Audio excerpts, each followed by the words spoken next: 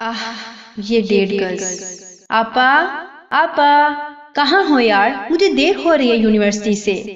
जोया बड़बड़ाती हुई स्टोर से बाहर निकली थी। हाथ में एक स्कार्फ पकड़ा था जिसकी पिन ना मिलने की वजह से वो जोर जोर से चिल्लाकर बड़ी बहन को मतवज्जा करना चाहती थी, मगर मजाल है जो बड़ी बहन की आंख खुल जाती।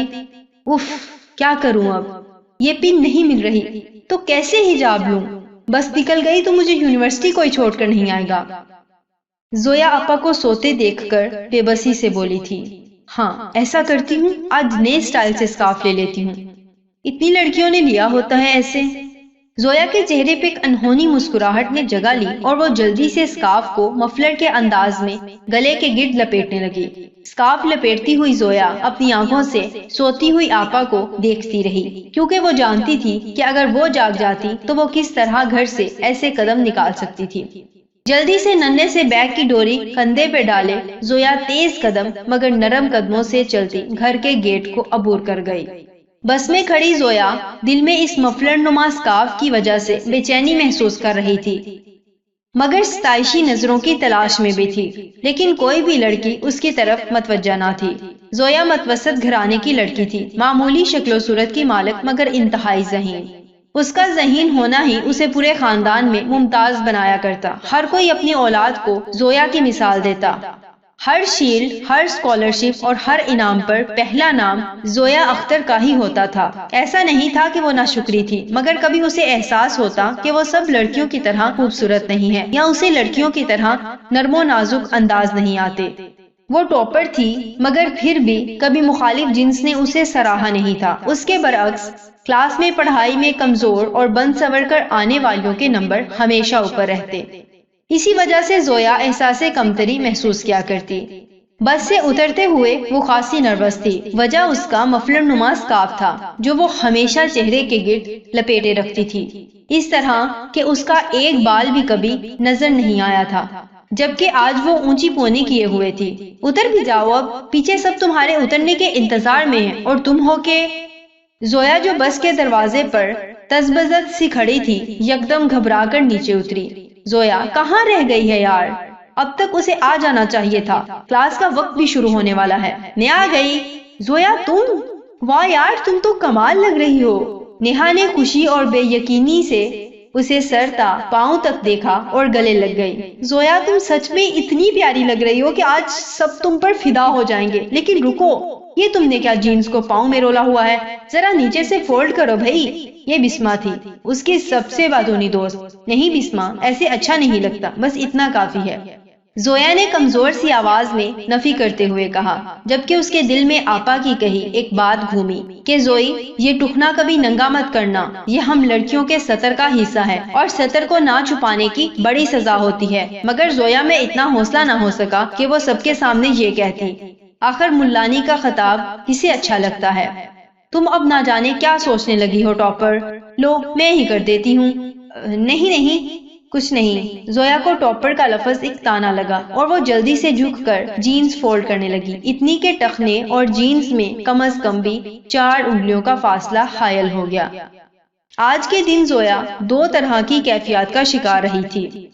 जब क्लास में कोई उस्ताद सबक पढ़ाने आते या कोई मेल फेलो मिलता तो पहली नजर उसे देखकर कुछ अजीब सा तासुर देते और ये तासुर उसे बेचैन करता, लेकिन कुछ वक्त के बाद उसे अच्छा लगने लगता जब वही अफराद उससे मजाक करने की कोशिश करते या उसे किसी भी अंदाज से सराहने की। जोया घर आकर पूरे दिन के मुताल्लिक सोचती रही थी। कभी उसका नफ्स उसे मलामत करता और कभी उसे एक खुशी महसूस होने लगती। वो बार बार उंगलियों पर गिनती कि आज किस किस ने उसकी तारीफ की, और जब एक हाथ की पोरे मुकम्मल हो जाती उसकी आंखें चमक उठती। दूसरा सेमेस्टर शुरू हो चुका था और जोया हमेशा की तरह पढ़ने में दिन रात मशगूल रहा करती, लेकिन वो मुसलसल एक कोशिश में मसरूफ रहती कि वो अपना गरीब और मजहबी माजी पीछे छोड़ दे। ये तब्दीली आपा ने भी महसूस की थी। जोई आओ, इकट्ठे चाय पीते हैं, बहुत प्यारा मौसम है, मैं सहन में हूँ, जल्दी से आ जाओ। सबा आपा चाय की ट्रे हाथ में लिए सहन की तरफ रुख करती जोया को बुला रही थी। जोया कदरे बेजार हुए अपनी जगह से उठी और बड़बड़ाती बाहर आई। کیا ہی اچھا ہوتا کہ ابا نے کچھ زیادہ کما لیا ہوتا یا میں کسی امیر گھرانے کی لڑکی ہوتی تو اس وقت میں کسی بڑے سے گھر کے لان میں ہوتی اور چائے کا مزہ لیتی، مگر یہاں تو وہی مرغے کے ڈربے جتنا صحن ہے۔ زویا لاشعوری میں بسما کے 2 کینال کے گھر کے بڑے لان کا سوچنے لگی جس کی تصاویر اس نے انسٹاگرام پہ لگائی تھی، اور زویا نے تبھی سوچ لیا تھا کہ وہ اپنی کسی دوست کو اپنا اصل نہیں بتائے گی۔ آپا یہ دیکھیں، یہ میری سب دوستیں اکٹھی ناران گئی ہیں، دیکھیں تو سب کتنا مزہ کر رہی ہیں، اور ایک ہمارے ابا ہیں جن کو ہم پہ اعتماد ہی نہیں۔ آپا نے حیرانی سے زویا کے تاثرات کا جائزہ لیا مگر وقتی خاموشی قائم رکھی اور موبائل پکڑ لیا۔ سب تنگ جینز اور چھوٹی شرٹس میں ملبوس تھیں، بال کسی جھیل کی مانند لہرا رہے تھے اور دوپٹہ تو شاید ان کے ہاں کبھی متعارف ہی نہیں ہوا تھا۔ زوئی ایک بات پوچھوں؟ آپا نے انسٹاگرام کی تصاویر سکرول کرتے پوچھا تھا۔ پوچھیں، یہ سب یونیورسٹی بھی اسی طرح آتی ہیں؟ میرا مطلب یہ کہ تنگ جینز کے ساتھ ایسی ہی ٹی شرٹس پہنتی ہیں کیا؟ نہیں آپا، سب تھوڑی، 1-2 لڑکیاں یونیورسٹی میں جینز پہنتی ہیں لیکن شرٹ ہمیشہ لمبی ہوتی ہے اور دوپٹہ بھی ہوتا ہے چاہے گلے میں ہی ہو، اور یہ باقی جو پیچھے والی لڑکیاں ہیں نا، یہ سب گاؤن اور حجاب لیتی ہیں۔ زویا نے آپا کو جلدی اپنی دوستوں کی تاریخ بتانا شروع کی۔ ہاں زویا، وہ تو ٹھیک ہے، مگر یہ ناران، یہ بھی تو ہمارے علاقے کی طرح ایک شہر ہے نا۔ اللہ کے احکامات تو وہی ہیں جو یہاں ہیں۔ یہاں اگر سب لڑکیاں دوپٹہ یا حجاب کا استعمال کرتی ہیں تو ناران میں کیوں نہیں؟ وہاں نامحرم نہیں ہے؟ یا وہی ذہنی غلامی والا تصور ہے کہ ہم تو پکنک پہ ہیں سو کوئی پردہ کوئی حیا والا معاملہ نہیں؟ آپا بس کریں، ایسا بھی کیا ہو گیا؟ سیر پہ بھی آپ پابندی لگا دیں، اب کہیں تو آزادی سے رہنے کا حق دیں ہم لڑکیوں کو۔ آپا کو زویا کے اس لہجے نے زخمی کیا۔ وہ حیران ہوئی تھی کہ اس کی بہن بھی عورت کی نام نہاد آزادی مارچ والیوں خواتین سے کسی حد تک متاثر ہے۔ زوئی دیکھو، یہ ذرا سا 1.5 گز کا کپڑا ہی تو ہے، کیا ہو گیا اگر یہ ہمارے سروں پر ٹک جائے تو؟ کون سی آزادی میں کمی ہو جائے گی؟ ایسے کیا ہوگا؟ ایک جسم کی نمائش کیے بغیر ذرا کھلا لباس پہن کر مری ناران کا گان گھوم لے تو؟ اور یہ اتنا اونچا پاجامہ کر کے کیا کرنے کی کوشش کر رہی ہیں؟ مردوں کی نکالی یا ان کو راغب کرنے کی کوشش؟ اور تو اور یہ سب کی ٹانگیں اتنی صاف کیسے ہیں؟ کیا ان کی ٹانگوں پر بال نہیں آتے؟